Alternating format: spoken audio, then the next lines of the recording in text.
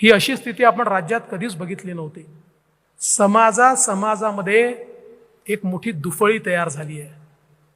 अनेक समाज एकमेकांसमोर उभे आहेत आणि दुर्दैवाने या राज्यातल्या काही नेत्यांना असं वाटतं की हे समाज एकमेकांसमोर उभे राहिले तरच आपण निवडून येऊ शकतो, म्हणून त्याच्यामध्ये पेट्रोल टाकण्याचं काम काही राज्यकर्ते करतायत।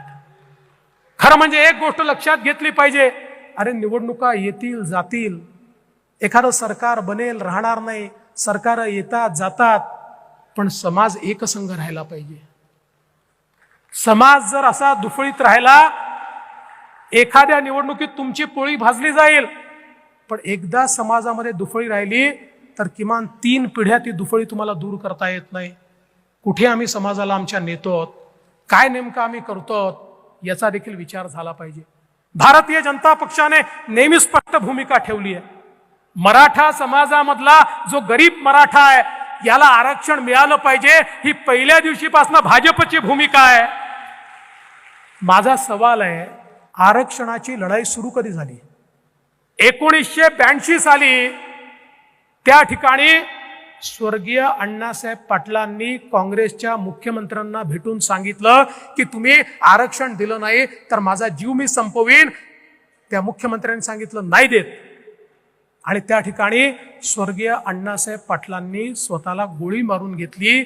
मराठा आरक्षणाचा पहिला बळी जर कोणी होते तर ते स्वर्गीय अण्णासाहेब पाटील होते 1982 साली।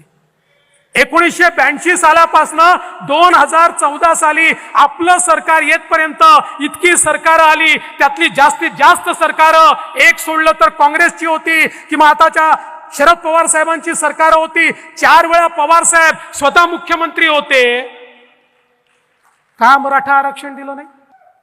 82 सालापासून का मराठा आरक्षण दिलं नाही, माझा सवाल आहे। अरे अण्णासाहेब पाटलांनी जर 1982 साली स्वतःला गोळी मारून घेतली होती, तुम्ही 4 वेळा त्या ठिकाणी रेकॉर्डवर सांगितलं मराठ्यांना आरक्षणाची गरज नाही।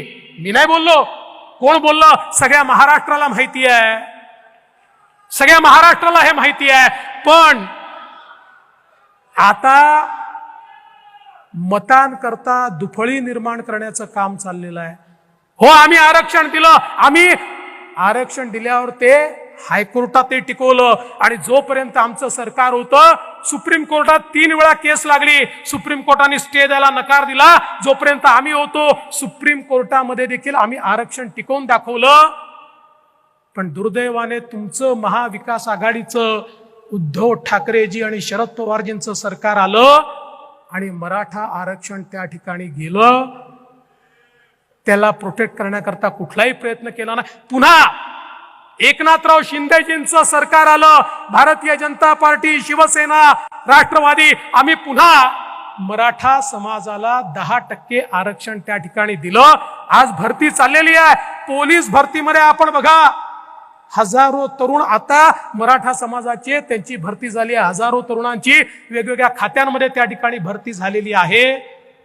हे सगळं होत असताना देखील ज्या प्रकारे मराठा आरक्षणाचं राजकारण चाललंय, आज मी अण्णासाहेब पाटलांचे चिरंजीव नरेंद्र अण्णासाहेब पाटील यांचं अभिनंदन करेन। अरे आम्ही त्या ठिकाणी अण्णासाहेब पाटील आर्थिक विकास महामंडळाची घोषणा केली, त्याला आम्ही निधी दिला। आज परिस्थिती काय आहे मला सांगताना आनंद वाटतो, या महामंडळाने 1 लाख मराठा तरुणांना उद्योजक बनवून दाखवलं। 1 लाख मराठा तरुणांना उद्योजक बनवून दाखवलं। 1 लाख मराठा तरुणांना उद्योजक बनवून दाखवलं। आज सारथीच्या माध्यमातून ज्यावेळी तरुण पुढे येतात, म्हणतात सारथी होतं म्हणून आम्ही आयएस झालो, मला आनंद होतो, आम्हाला सगळ्यांना आनंद होतो, कारण आपल्या सरकारने सारथी सुरू केलं, पवार साहेबांच्या आणि उद्धव ठाकरेंच्या सरकारने सुरू केलेलं नाही आहे।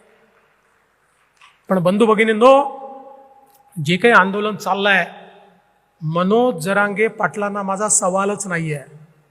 माझा सवाल उद्धव ठाकरे, शरद पवार साहेब आणि नाना पटोले यांना आहे, आणि सोपा सवाल आहे। की तुम्ही एकदा हे जे आंदोलन चाललेलं आहे या आंदोलनामध्ये तुमची भूमिका स्पष्ट करा. तुम्ही सांगा की मराठा समाजाला ओबीसी मध्ये आरक्षण देण्याकरता शरद पवार साहेब, उद्धव ठाकरे साहेब आणि नाना पटोले साहेब तुमचं यश आहे का, तुमचं समर्थन आहे का, एकदा हे स्पष्ट करा. ही दुटप्पी भूमिका सोडा.